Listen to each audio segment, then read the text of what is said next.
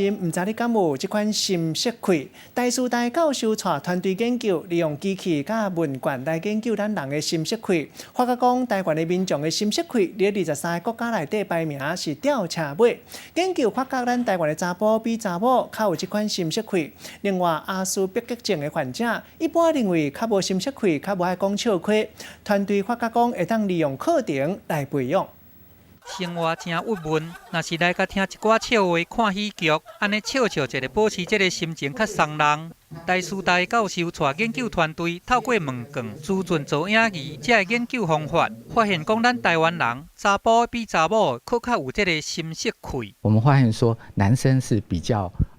倾向使用比较稍微攻击一点的幽默，然后那这个女生因为她相对比较有同理心。研究团队把这个心色气甲分做4种风格，包含这个好斗阵型的、攻击型的，还佫有唱秋型的甲美秋型的。另外，佫把这个心色气甲分做善意的心色气，还佫有倒口的心色气，这2项。研究发现讲，咱台湾人伫这2项心色气的世界排名，拢排伫中坎以后，也就表示讲，咱台湾人的心色气就爱佫来加强。也若这个研究嘛有讲，翁仔某之间若是有一个人用这个口水型的心色气来甲对方滚耍笑，那安尼对方就会用倒口型的来甲你回击。这个发现有可能会当甲运用伫这个婚姻的辅导顶悬，发展一套幽默的提升的策略嘛。有几个知名企业里面的高阶主管也都开始训练幽默的课程哦，因为他们认为说这样子对他们身心健康、对他领导